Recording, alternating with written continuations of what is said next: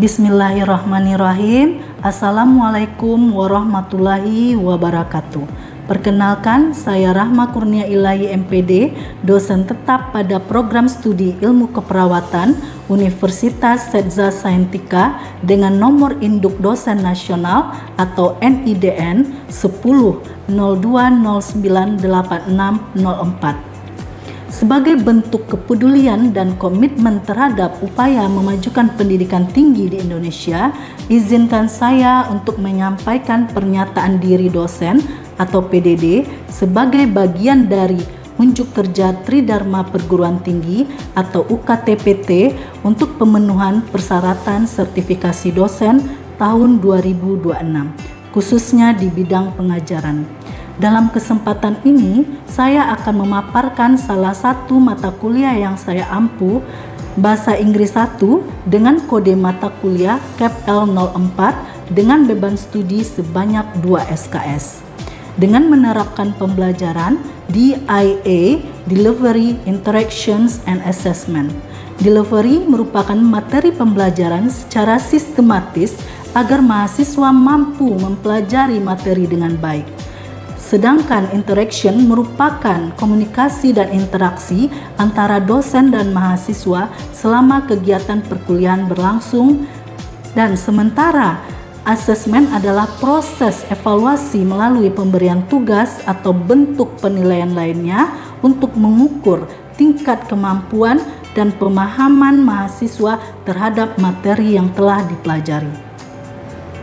Untuk diketahui, saya sudah mengampu mata kuliah ini dari tahun ajaran 2022 hingga 2023, 2023 hingga 2024, 2024 hingga 2025, dan insya Allah akan dilaksanakan 2025 hingga 2026. Mata kuliah bahasa Inggris ini ditujukan bagi mahasiswa semester 3. Mata kuliah tersebut merupakan kelompok mata kuliah umum universitas yang bertujuan membekali mahasiswa dengan keterampilan bahasa Inggris baik lisan maupun tulisan, meliputi listening, speaking, reading, dan writing, serta menguasai komponen bahasa seperti grammar dan vocabulary dalam konteks berbagai kehidupan.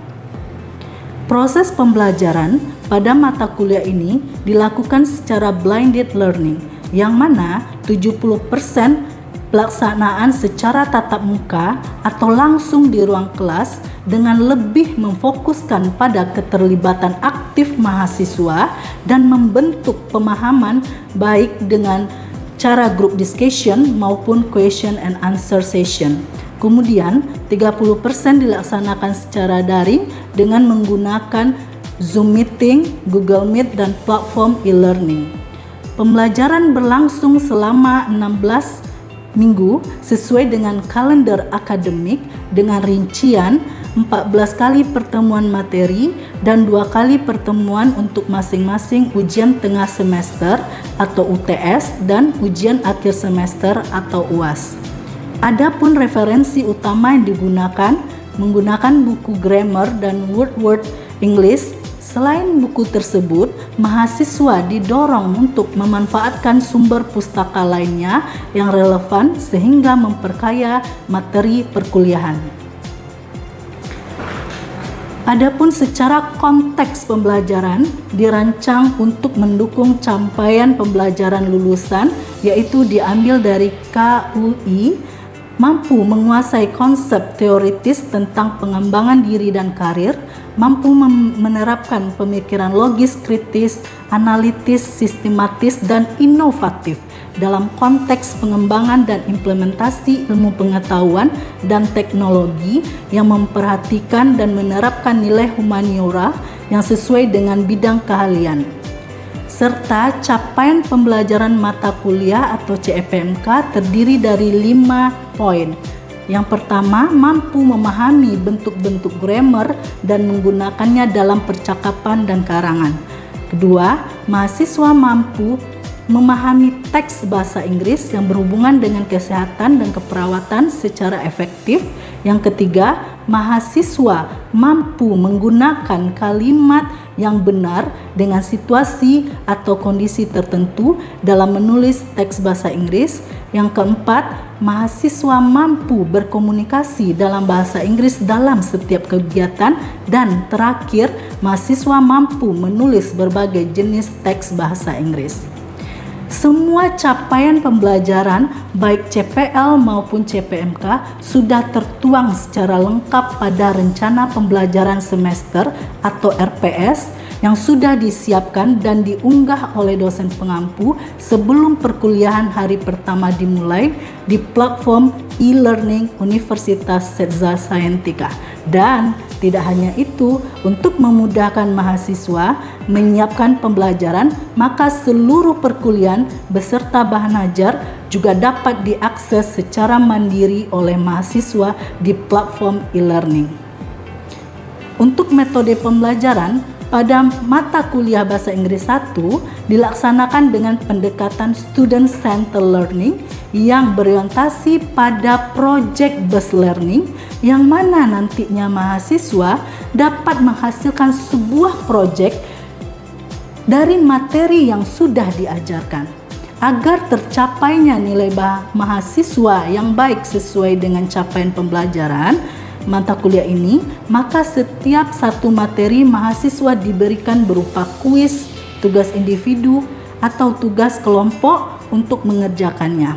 Selain itu, bahasa Inggris ini menjadi salah satu syarat wajib kelulusan. Penilaian bahasa Inggris yang lain juga dilakukan secara komprehensif, seperti partisipatif, kehadiran, keaktifan, tugas, baik individu dan kelompok, serta final project. Demikianlah pemaparan singkat yang dapat saya sampaikan mengenai mata kuliah Bahasa Inggris 1 pada program studi Ilmu Keperawatan Universitas Setza Sayentika. Selanjutnya, saya akan menampilkan cuplikan kegiatan pembelajaran secara tatap muka sebagai bagian dari implementasi proses pembelajaran pada mata kuliah ini. Terima kasih atas perhatian. Wassalamualaikum warahmatullahi wabarakatuh. Bismillahirrahmanirrahim. Assalamualaikum warahmatullahi wabarakatuh. Waalaikumsalam warahmatullahi wabarakatuh. Okay, good morning students. Morning, Miss. How are you today? I'm fine. Okay. Now, this is the last meeting for our class. Okay, ini pertemuan terakhir and this is the last topic for today. Okay, this is about the recontext exactly. But before we are going to continue about the recontext, I want to review a little bit about the last topic. This is about the reading, scanning, and skimming. Okay, now I want to invite you. What is the difference about the scanning and skimming reading? Can you give the opinion? Miss. Okay guys, I wanted to tell you about the skimming and scanning. Skimming adalah teknik membaca cepat untuk mengetahui ide pokok atau isi umum, seperti main idea dalam sebuah teks. Sedangkan scanning yaitu teknik membaca cepat untuk menemukan informasi tertentu seperti nama, tanggal, angka, tempat, dan waktu. Okay, perfect explanation. Thank you, Raisya.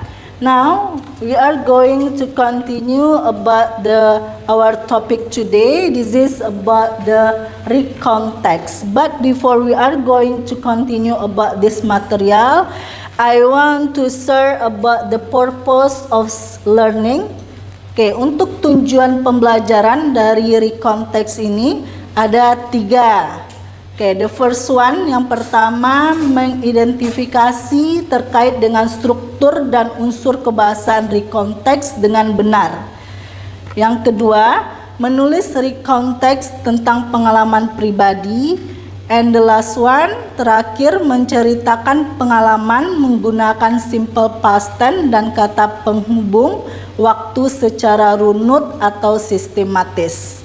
Jadi di sini intinya ada 3 tujuan pembelajaran dari recount text. Okay, now about the recount text, can you tell me about what is exactly about the recount text? Apa itu sebenarnya recount text? Hai Miss. Oke, Aulia. Oke Miss, jadi recount text itu yaitu jenis tes yang menceritakan kembali pengalaman kejadian atau peristiwa yang telah terjadi di masa lalu secara berurutan berdasarkan waktu. Oke, perfect explanation ya. Oke, this is ya. Text which tell about the something happened in the past or retell past events or someone experience. Okay, now we continue about the types of recount text. There are 4 kinds here: personal recounts, factual recounts, biographical recounts, and the last one, this is about the imaginative recounts. Personal recount, this is about the how to tell about your experience.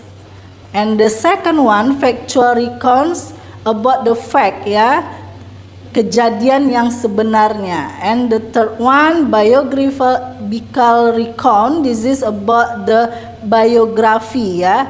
Misalnya I give you one example about the B.J. Habibie. Okay, and another one, this is about the tokoh Sumatera Barat, Haji Agus Salim. Okay, this is we call the biographical recount. And the last one, this is about the imaginative recount, terkait dengan imajinasi. Okay, exactly there are 4 kinds of recount text.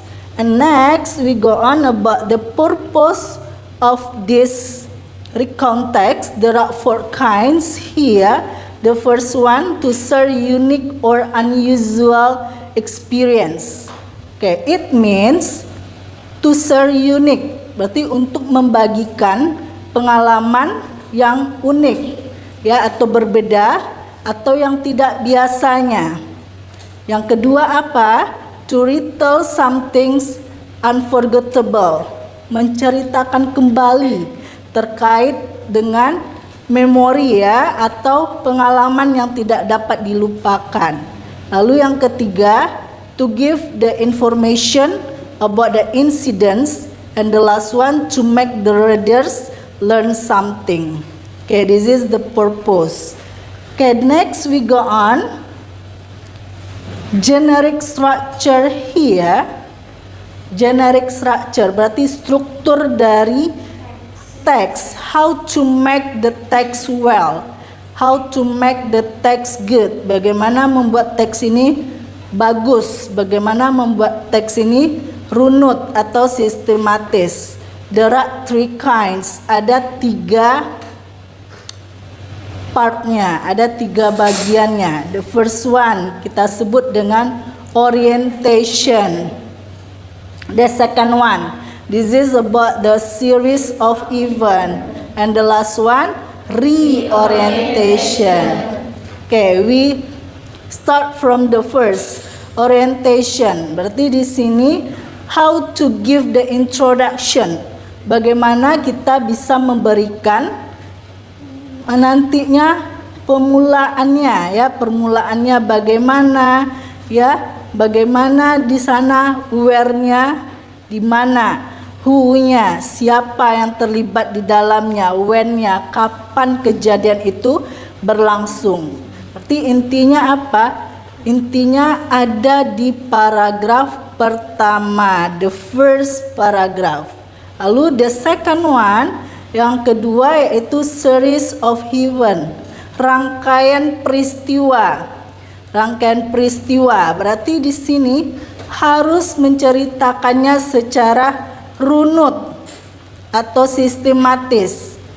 Misalnya menceritakan nantinya terkait dengan kejadian, misalnya liburan di Bali, apa kejadian awalnya, lalu selanjutnya Lalu selanjutnya nggak boleh nantinya di sana terbolak-balik atau nantinya tidak runut di dalam paragraf.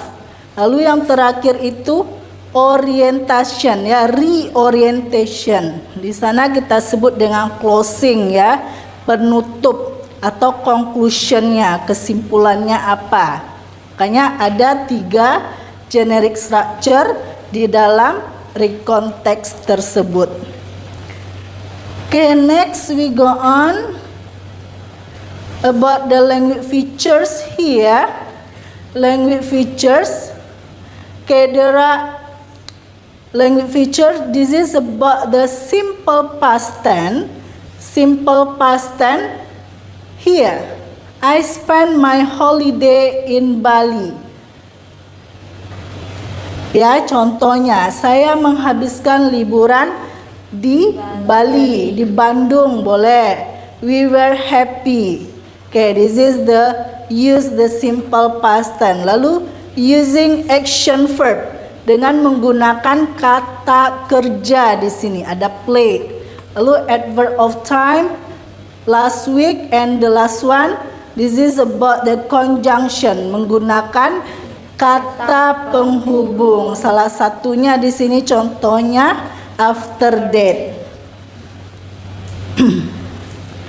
And this is about the example here, a trip of the zoo.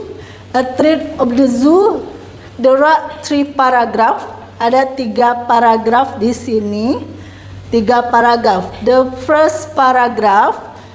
Okay, can you read Raisya the first paragraph? Yesterday, my family and I went to the zoo to see the elephant. Okay, good. This is about the first paragraph. Okay, di sini kita sebut dengan orientations. The second one, can you read, Aulia? When we go to the zoo, we went to the zoo. We went to the shop to buy some food to give to the animals. After getting the food, we went to the nocturnal house when we saw bear and reptile which only come out at night. Before having lunch, we went for a ride on the elephant. It was a thrill to ride it that fell off when he let go of the rope, but he was okay. During the lunch, we fed some birds in the park. In the afternoon, we saw the animals being fed. Okay, perfect ya. Okay, good pronunciation also. And this is the second one. We call about the series of event, rangkaian dari sebuah peristiwa. Jika kita lihat di sini, there is a conjunction, ada kata penghubungnya. Okay, the last one, can you read, Starla? When we returned home, we were very tired but happy. It was because we had so much fun activities at many places at the zoo. Okay, good. Thank you, Starla. Okay, this is about reorientation. Kita sebut tadi dengan penutupnya, closingnya atau conclusionnya, kesimpulannya. Okay, do you understand about this material? Yes. Yes. Okay, yes. Okay, now I have a personal task today or individual task. This is about the example about the recontext. The title is holiday. Okay, holiday. And now for your task for today, I ask you to identify about the conjunction and adverb of time in this text and also the simple past tense. I give you times about the 5 minutes only.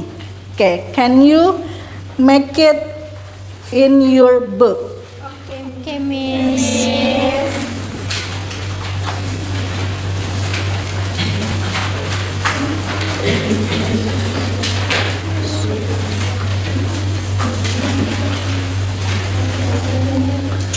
Okay, can you write down in your book? what is the adverb of time, what is the conjunctions, and how about the simple past tense. Can you underline about the verb to? Apa aja kata kerja kedua di dalam teks ini?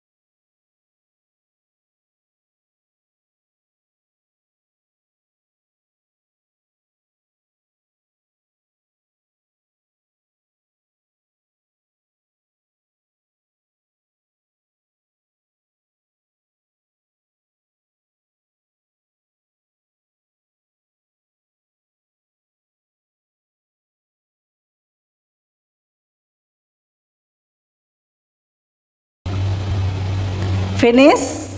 Finish, Miss. Finish.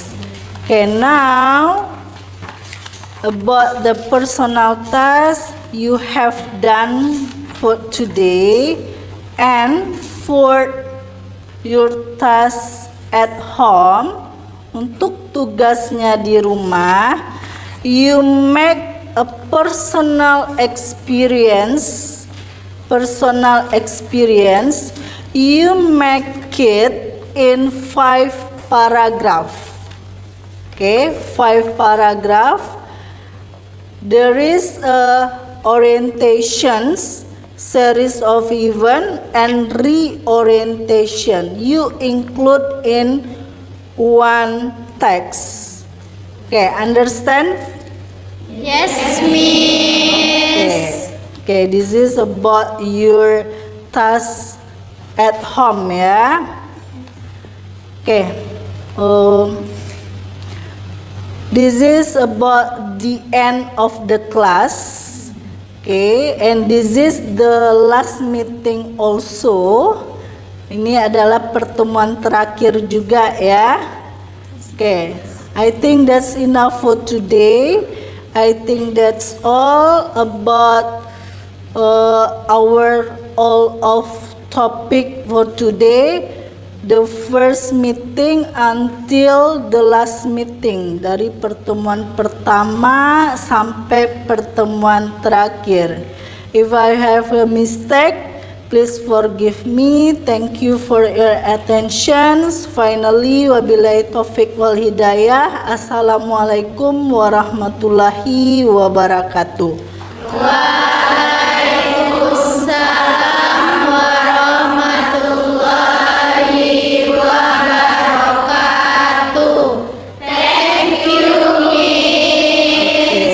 Welcome. Demikian pemaparan saya mengenai pelaksanaan proses pada mata kuliah Bahasa Inggris 1. Saya berkomitmen untuk terus meningkatkan kualitas pengajaran baik dari sisi metode, media maupun sistem evaluasi demi mendukung terwujudnya lulusan yang kompeten di bidang ilmu keperawatan. Terima kasih atas perhatian Bapak dan Ibu. Wassalamualaikum warahmatullahi wabarakatuh.